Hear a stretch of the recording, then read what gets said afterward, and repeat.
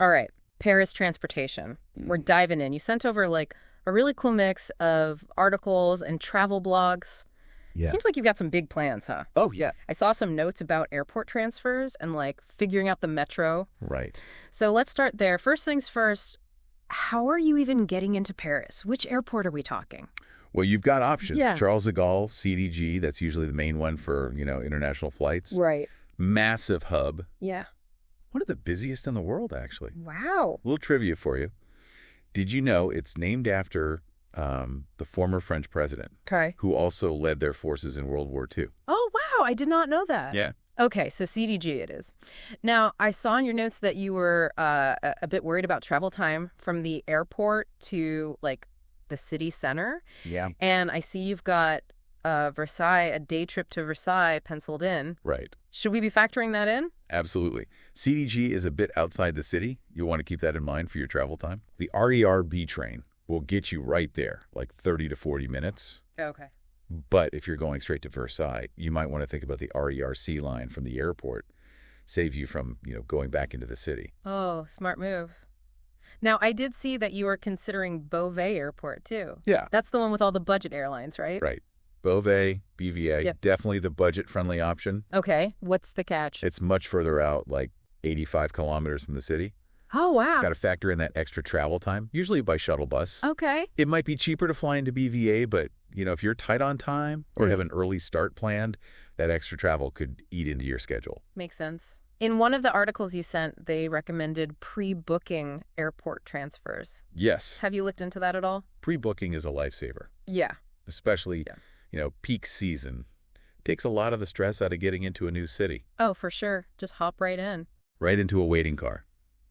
Skip those taxi queues or figuring out public transport when you're jet lagged, Yeah, no one wants to do that. Speaking of, in your notes, I saw you were thinking about taking the train from London. Yeah. That's got to be a scenic ride. The train. Definitely a classic way to get to Paris. Right. And you're right, incredible views. Plus, you arrive right in the heart of the city, ready to explore. I love that.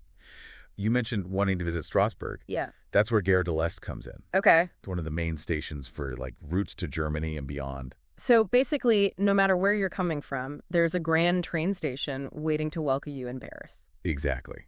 Now, in one of the travel blogs that you shared, they raved about scoring, really cheap train tickets online. Oh, yeah. Is that something you've looked into? Booking in advance is key. Yeah. Especially on those sites like SNCF or Rail Europe. Okay. I once got a Eurostar ticket for a steal just by booking a few months ahead. Okay, mental notebook early. I'm picturing these massive train stations. They're huge. I'm already a bit overwhelmed. Yeah. In one of your articles, they mentioned Gare du Nord being particularly hectic. Oh, it is. Any tips for navigating that chaos? Gare du Nord can be a whirlwind, especially during those peak hours. Yeah. My advice, get there early, grab a coffee, soak in the atmosphere. It's all part of the experience. Yeah.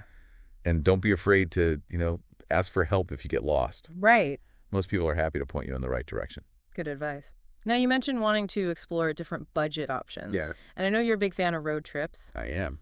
Did any of the articles talk about, bus travel at all? Oh, yeah. Buses are definitely the champions of budget-friendly travel. Yeah. Companies like Flixbus, Ouibus, and Eurolines, they have routes all across Europe. Wow. Paris is a major hub. Might take a bit longer than the train, but get to see the countryside, maybe even squeeze in a nap along the way. That actually sounds pretty relaxing. It is. But hold on. One of the articles you sent warned about, bus reliability. Uh-oh. Especially during rush hour. Right. Have you factored that in? That's a good point. Buses can be a great option. But yeah, they are susceptible to traffic. For sure. Especially in a busy city like Paris. If you've got a tight schedule Right. or a reservation to catch, Yeah. it's worth having a backup plan. Okay, so let's say you've made it into the city, bags are dropped off, you're ready to explore. Time to tackle the legendary Paris metro, right? The metro is like the city's beating heart. Okay. It just connects every corner, this intricate web of tunnels.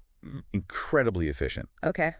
And surprisingly user-friendly. Yeah. Even if it looks intimidating at first glance. Now, in your notes, I saw you were a bit apprehensive about the metro, A little bit. but one of the articles you flagged claimed it's actually easier to navigate than London's tube. Yeah. What do you think? I'd have to agree with that article. Ah. The Paris Metro is remarkably well signposted, and the lines are color-coded. Makes it pretty easy to follow. Yeah. Plus, you've got the RATT app, Right. which is like having a personal Metro guide right in your pocket. Oh, nice. Gives you real-time updates, route planning, even alerts you for disruptions. That's amazing. It's great. Speaking of the RATP app, you marked that section in one of the articles highlighting all the different ticket options. Yes. Is that something you're trying to get a handle on? Yeah, a little bit confused by all the different tickets and passes. Sure. You've got single tickets, packs of 10, they call those carnets. Right. And then these daily or weekly passes, like the Navigo. Okay, yeah. So let's break it down. You mentioned wanting to visit like a few museums, explore different neighborhoods, Yeah. and maybe even take a day trip or two outside the city. Right. Given all of that, which ticket option would you lean towards? Based on that, the Navigo Pass seems like the most logical choice. It covers all forms of public transport within Paris. Okay. You can even get a version that includes zones for those day trips. That sounds like a winner. Right. I mean, who wants to keep fumbling for tickets every time you hop on a bus or metro? Exactly. Nobody. And you mentioned wanting to see Montmartre and the Eiffel Tower, which are a bit further out from your hotel. Yeah. A Navigo would be perfect for that. You've convinced me. Yeah. Navigo it is. Right. Now, in one of the articles, they mentioned something about validating your ticket. Ah, yes, the validation ritual. Okay. What's that all about? You do not want to skip that step. Okay. You need to validate your ticket, whether it's a single ticket or a pass, every time you enter the metro or board a bus. Okay. There are little machines on the platforms and buses. Okay. You just scan or insert your ticket. Wait, even with the Navigo, I still have to do that. I know, right? Seems a bit redundant. It does seem counterintuitive, but it's their way of checking that everyone's paid their fare. Plus, helps them track ridership data. Okay. Trust me, you do not want to get caught without a validated ticket. Okay. Those fines can really put a dent in your croissant budget. Noted. Definitely don't want to start my Parisian adventure with a fine. So, Yeah. Navigo, validate, and avoid eye contact with the ticket inspectors. Exactly. Got it. Now let's talk must-ride metro lines.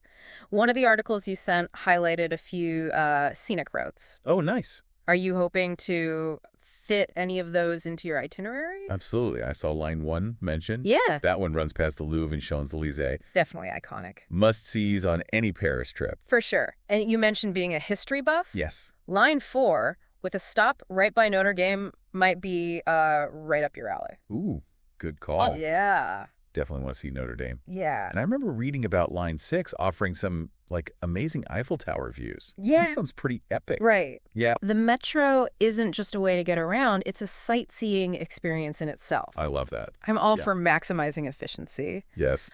But you know, in one of your blog posts, they mentioned taking the bus for a more scenic above-ground view of the city. Oh, nice. Have you considered that?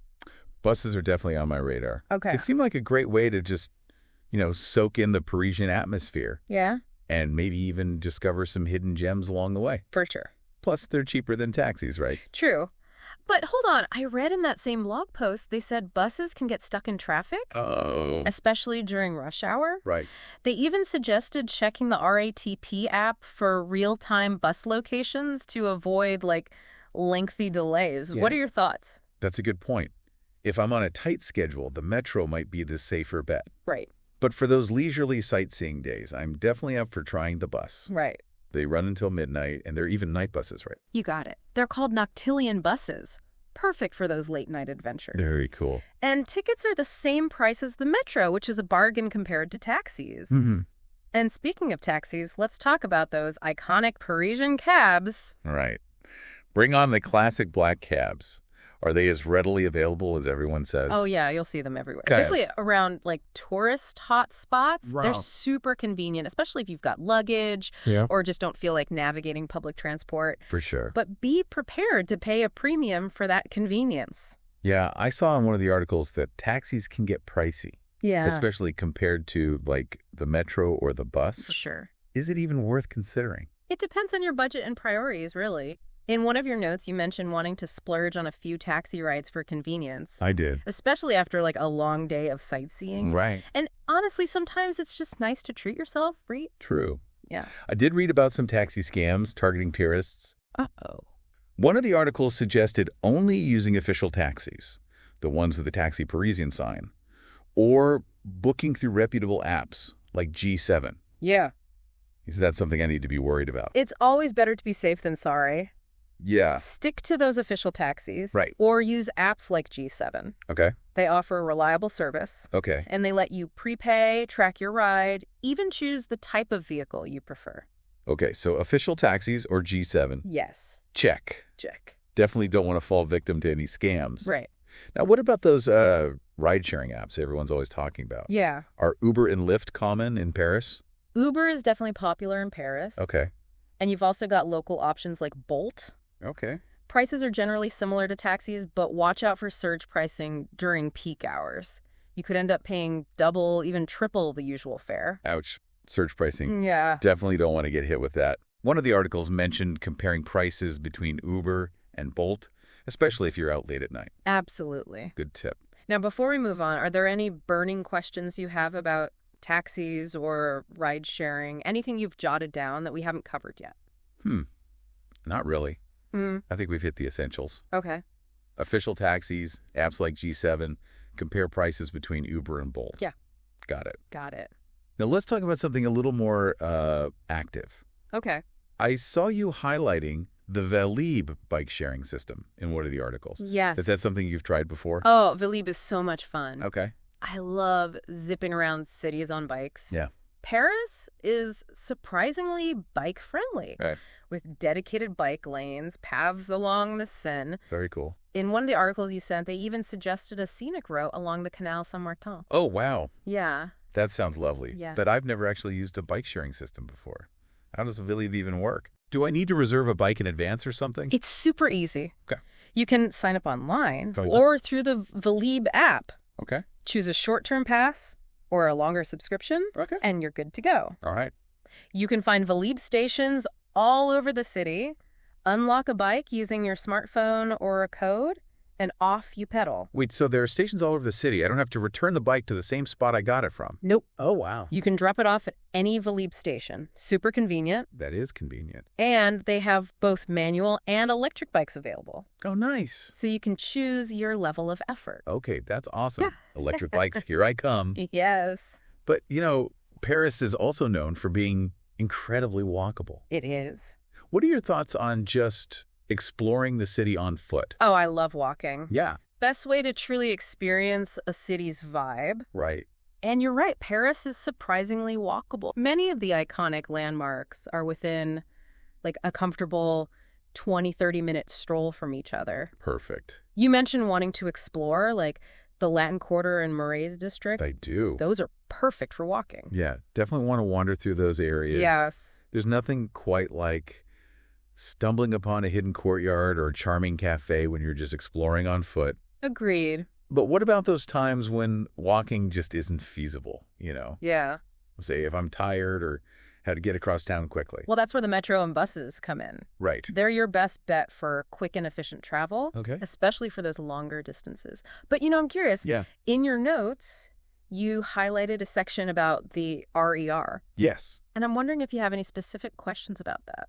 Yeah, I'm a bit confused about the RER. Okay. Is it like the metro or is it something completely different? It's kind of a hybrid. Okay. Think of it as a combination of the metro and a regional train system. Oh, Connects central Paris with the suburbs and surrounding areas. okay. Great option if you're planning any day trips. Okay. You mentioned wanting to see the Palace of Versailles, right? I did. Well, the RER Sea line is the most convenient way to get there. Ah, that makes sense. Yeah. So the RER is basically for traveling outside the city center. Yeah.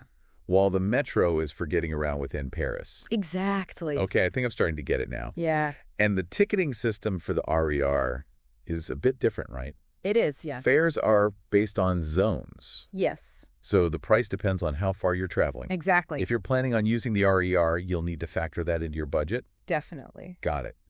And what about tickets for the RER? Can I use my Navigo Pass? Or do I need to buy separate tickets? Your Navigo Pass might cover some RER zones, but it depends on the type of pass you have. Right. Check the zone map to be sure.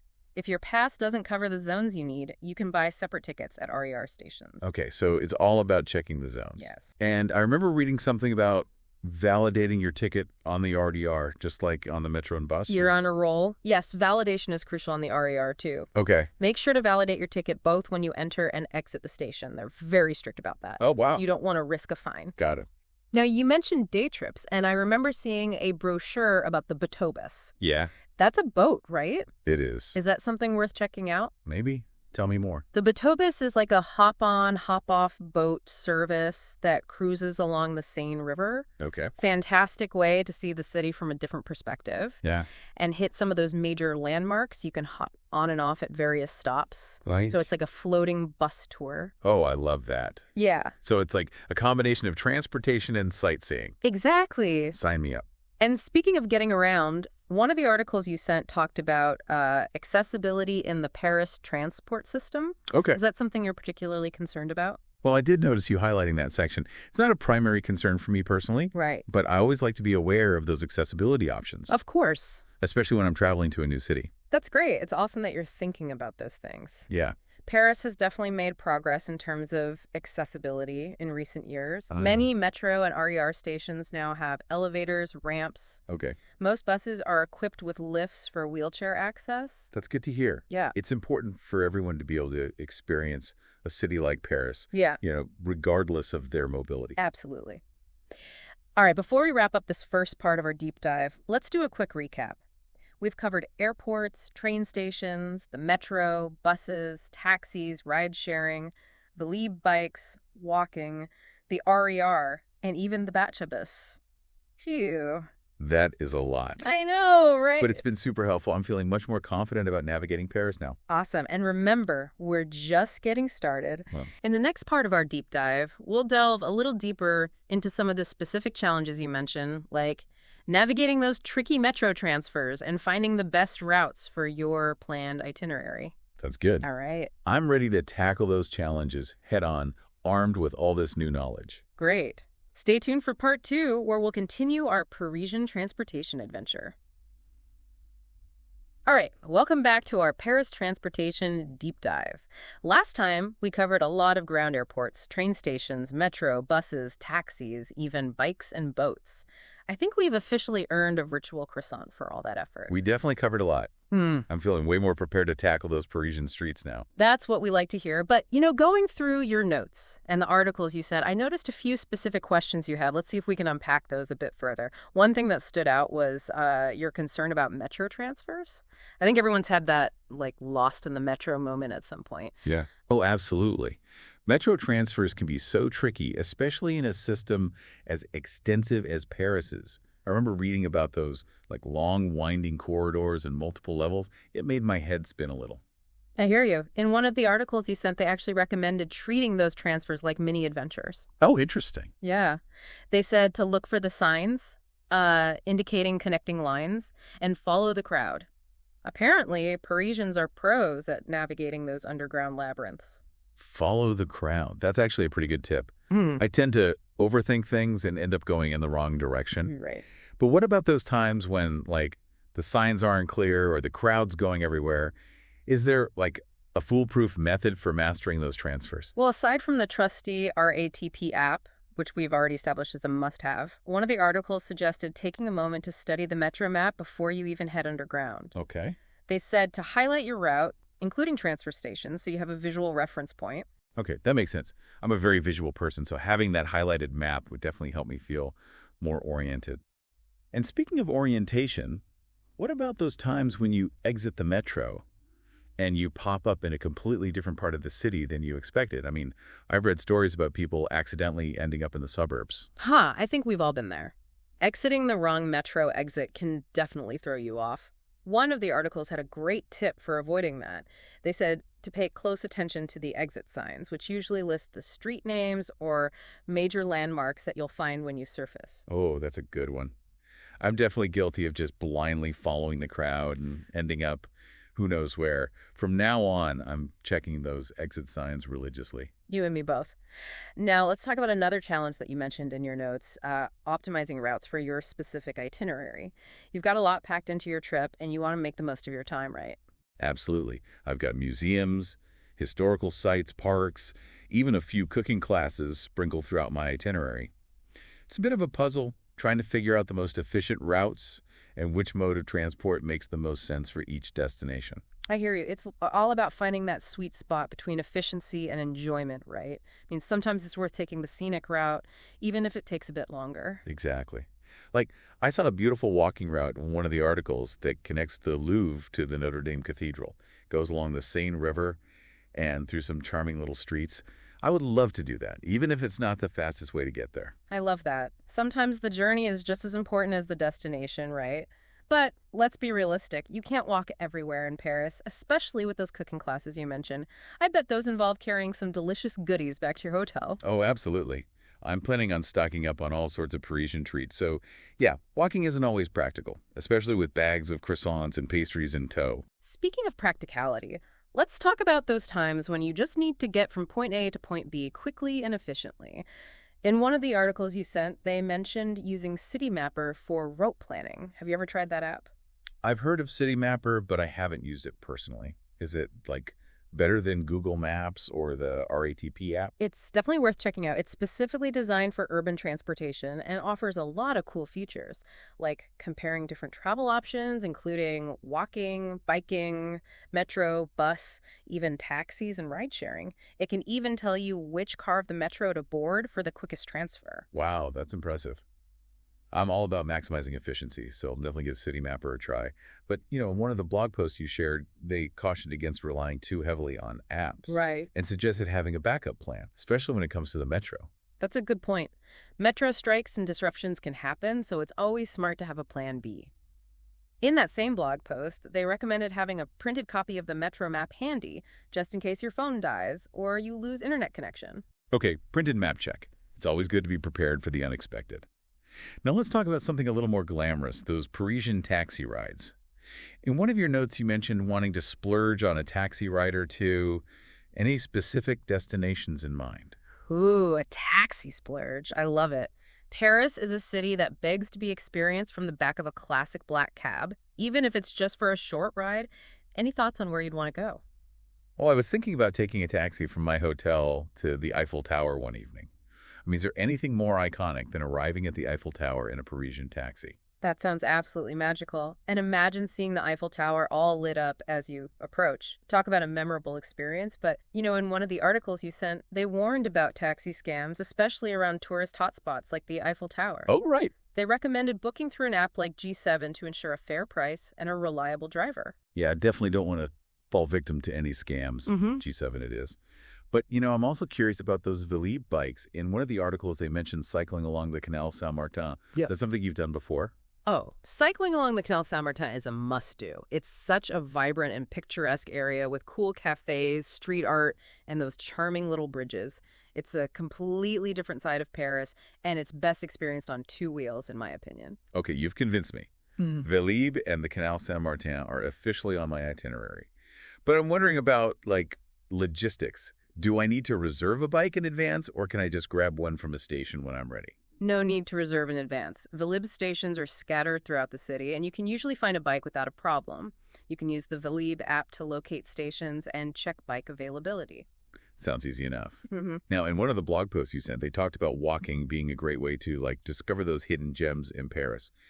Any recommendations for specific areas or streets that are particularly charming and walkable? Ooh, so many to choose from. You mentioned wanting to explore the Latin Quarter. I did. I love getting lost in those narrow, winding streets. It's like stepping back in time. And you've got the Sorbonne University, the Pantheon, Shakespeare and Company bookstore. So much history and charm packed into a few blocks. The Latin Quarter sounds amazing. And what about the Marais district? I've heard it's like a trendy and historic area with great shopping and food. The Marais is a must visit. It's got this unique blend of old and new with medieval architecture, designer boutiques, art galleries, and some of the best falafel in Paris. It's a great place to wander and just soak in the Parisian atmosphere. Okay, those are definitely go on my walking list. But what about those times when you're tired or it's raining or you just need to get somewhere quickly? In one of the articles, they mentioned using the bus for, short hops. Is that something you do often? All the time. The bus is a great option when you don't want to deal with the metro, especially for those short distances where a taxi would be overkill, and you get to see the city from a different perspective. Okay, I'm starting to see the appeal of the bus. But in one of your notes, you mentioned something about bus etiquette. Is there anything I should be aware of? Good catch. Parisian bus etiquette is pretty similar to other cities.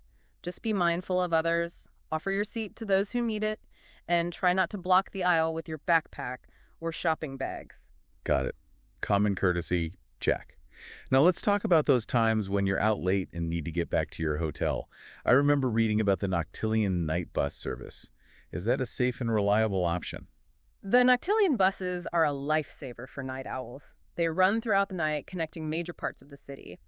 And in terms of safety, I've always felt comfortable on them. They're well lit, and there are usually other passengers around. That's reassuring to hear. I'm definitely planning on checking out some of the Parisian nightlife, so knowing that there's a safe and reliable way to get back to my hotel is a huge plus. Absolutely. And remember, if you're ever unsure about a route or feel uncomfortable taking public transport late at night, you can always opt for a taxi or a ride-sharing service. True. Safety first, always.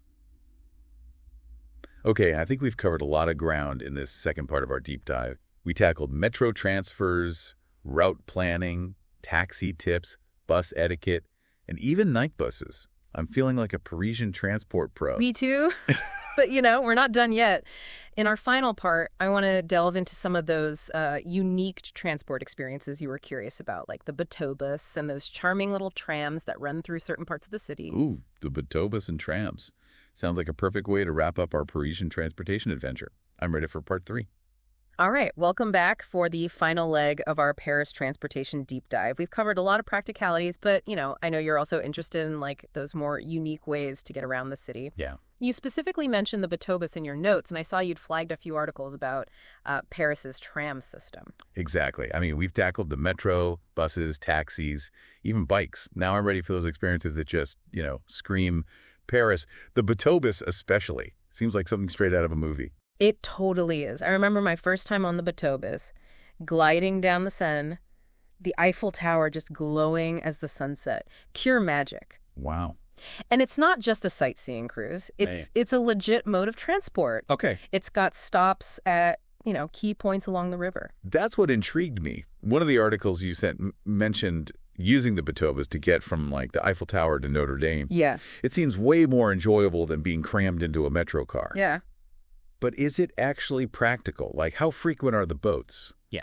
And how do the fares compare to, other options? Good questions. The boats run pretty regularly. Okay. Usually, every 20 to 30 minutes, depending on the time of day and the season. Okay. Fare-wise. Yeah. It's definitely more expensive than the metro or bus. Right. But you're paying for the experience, right? It's true. Think of it as a scenic river cruise combined with transportation. Okay, that makes sense. So maybe not for, everyday commuting, but definitely worth considering for, special occasion or a more leisurely way to travel between certain landmarks. Exactly. Now, what about those trams? Yes. I know Paris isn't exactly known for its tram system. Yeah. But the articles you shared, they kind of painted them as these, hidden gems for exploring specific areas? They totally are. Yeah. I think people often overlook the trams, but they offer a unique perspective, especially in those, outer arrondissement, right, where the metro doesn't quite reach. Right.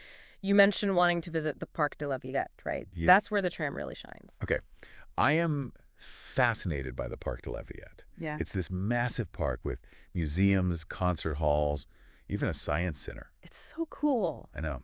But it's a bit out of sight, the main tourist zone, so I wasn't sure how best to get there. Is the tram, the most convenient option? Absolutely. Okay. The tram line, T3B, runs right through the park. Okay. Connects it to other interesting areas like the Canal Saint-Martin, even Belleville. It's a great way to explore that whole northeastern part of Paris. Okay, I'm sold on the tram. All right. It seems like the perfect blend of efficiency and, off-the-beaten-path exploration. Now, you know how much I love maximizing efficiency. I do. One of the articles you sent mentioned combining different modes of transport for, optimal routes. Mm-hmm. So that's something Parisians do often. Totally. It's all about being a transport ninja. Okay. Using the best tool for each leg of your journey. Right. So, for example, you could take the metro to a certain station, then hop on a bus for a few stops to reach a specific destination, maybe finish with a short walk. It's like a choose-your-own-adventure transportation game. I love that. It feels very Parisian somehow. Mm-hmm. Adaptable, efficient, and a little bit adventurous. Yes. It ties back to something we talked about earlier, having a backup plan. Right. If one mode of transport isn't working out, you can always pivot to another. Exactly. It's all about being flexible and resourceful. And speaking of resourcefulness, let's revisit something you mentioned in your notes. Okay. Traveling late at night. Right. We talked about the Noctillion night bus service. Yes. But I'm curious, have you given any more thought to those late night taxi or ride-sharing options? I have. And I think I'm leaning towards a mix of strategies. Okay. For those nights where I'm out in a central area, with plenty of people around, Right. I'll probably opt for the Noctillion bus. It seems safe and affordable. Yeah. But for those times when I'm further out or feeling a bit uneasy about, navigating those streets alone at night, Yeah. I'll definitely splurge on a taxi or use a ride-sharing app. That sounds like a solid plan. It's all about assessing the situation and choosing the option that feels safest and most comfortable for you. And remember, always prioritize safety over, saving a few euros. Absolutely. Now, before we wrap up our transportation extravaganza, I'm curious, is there anything that surprised you about Paris transportation while we were going through all these materials? Anything that, challenged your assumptions or just stood out as particularly interesting? You know what surprised me the most? Was the emphasis on accessibility. I was really impressed by the efforts being made to make the transport system usable for everyone. From wheelchair ramps to audio announcements on the metro, it really showed a commitment to inclusivity. That's fantastic to hear. It's something we often overlook. Right. But accessible transportation is crucial for making a city truly welcoming and enjoyable for all. Yeah. And it speaks to Paris's ongoing efforts to modernize and adapt its infrastructure to meet the needs of everyone. Exactly. It's a reminder that Paris is constantly evolving, finding new ways to make the city more navigable, enjoyable, and yes, even magical for its residents and visitors alike. Well said. I think we've covered just about everything. I think so too. From airports and train stations to the intricate web of metro lines, buses, trams, taxis, bikes, boats. We've explored it all. We even touched on those all-important backup plans and late-night strategies. Yes. I'd say you're officially ready to conquer Paris like a transportation pro. I feel it. Armed with all these tips, tricks, and insights, I'm ready to navigate those Parisian streets with confidence and maybe even a little bit of Parisian flair. That's what we love to hear. Right. So go forth, embrace the adventure, and let Paris's incredible transportation network be your guide to unforgettable experiences. Bon voyage. And a huge merci for this amazing deep dive. Merci to you for being such an awesome travel companion. Until our next deep dive, happy exploring.